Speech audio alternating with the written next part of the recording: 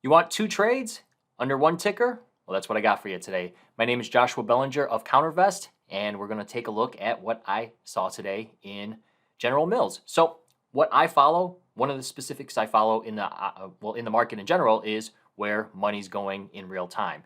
One of the best ways to do that is through the options market, and that's exactly what we saw here in General Mills. They saw big activity here in the GIS here, but there's a few other things to note, or that I noted, that I want to share with you. So let's take a look here at that activity, which helped me find what was going on here. And again, when someone buys calls, they are looking for what? Come on. What are they looking for? They're looking for prices to go higher. Now, there's a little bit of a caveat. They could also have implied volatility go higher as well. But typically, if you're buying calls, well, you want calls, first of all, to go higher in price. And you need implied volatility to help you as well, which we're going to get into that fun little subject here in a second. But this is what I saw. This is a buy here in the October 65 contract. And just to share with you a little bit of activity that I saw previously, there was some activity here in the January contract a few days ago as well, a new buyer. So right now, what we take from here is that these were buyers. And you can look at the time and sales here. We look at the order flow overall, the trade analysis, what Thinkorswim likes to call it. Nearly 12,000 calls traded versus 2,300 puts. This overall is more active than normal, more specifically focused in that strike concentration of the 60, well, no, not the 60, the 65 strike there. So prices are at $60, and I keep going back and forth, but in 184 days, they're looking for prices of this specific name to go higher. And this is not just some little retail Reddit trader. This is deep pockets here, putting some money behind here.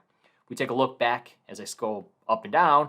We see this trade here of 10,000 contracts that traded.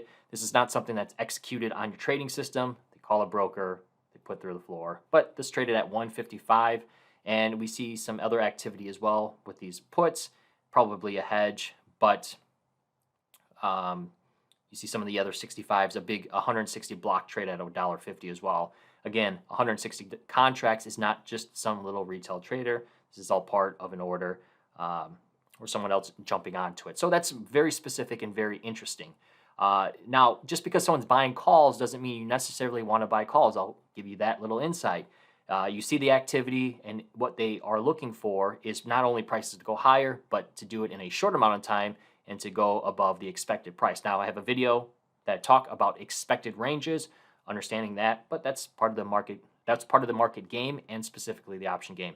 Let's go back here to Jess. So I'm jumping back and forth here, but let's talk about this before we go and talk about the two trades. So right here, prices have been holding up, but what we're looking here on the bottom here is implied volatility versus historical volatility. And the interesting thing here is, if you take a look at the bottom here, is that we have implied volatility at levels at 52-week lows at the money. But then you also have historical volatility at elevated levels too from previous. That's quite interesting because we haven't seen that before. And what this means specifically is that could be a bet just on volatility. A bet, if you're trading my second trade, just a volatility bet. And that's the other game to options, is that options are volatility at the end of the day. And the trade options, you can use them as a trade-off for directional bias, which a lot of traders do. But the other caveat to that is, at the end of the day, they are just a volatility product. That's what the main premise of this of options are. So I have two trades here. Now, the easy trade, follow along this October for 184 days. Put up, if you get filled, whatever price you can. You could do it that way. I wouldn't necessarily, I mean, you could, if you're selling a spread, if you're selling one above it or coming a little bit closer, you're just reducing your risk and reducing the amount paid. And if it takes a long time for it to decay, then you have the decay aspect of it as well. But this 184 days, you're not going to really see much of it. There's different ways to do that. So it would be just long calls. Now, the other way that's more interesting that I'm looking at I have a system, and I'm not going to divulge everything in this one video, but one of the key triggers that when I look on GIST is that it's on the edge of seeing a volatility burst. So we see that cross with the historical and implied, and that's when it's normally a good time to buy. Not what some people say is that selling options is always a good idea, so buying and selling options. But specifically, what I would be looking at and what I'm interested in tomorrow is possibly the 60 straddle and buying that. So I don't know if I had it popped up here.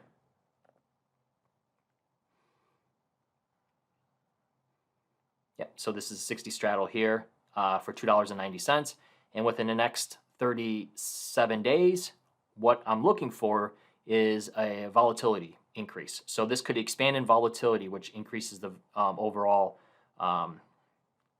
value of the straddle, and or an increase in vol and also directional movement as well. So this will likely be a directional. So it's it's more of a volatility play because if you have either direction, you're gonna get the price movement because of that. But the key component of this working is not only are you looking for a big price movement, which doesn't necessarily have to happen, you can get a price movement, but also see volatility increase, which then increases the premium on this to sell it at a higher price. Buying vol low, selling it much higher. Now on this, for a return, it would be looking at a 10% return. So not something a home run type of return, but that's kind of the returns that you want to be consistent in looking for. These are opportunities. And this is where the little guy can win. So that's what I have for you. 2 trades we just covered: the straddle and long call in GIS,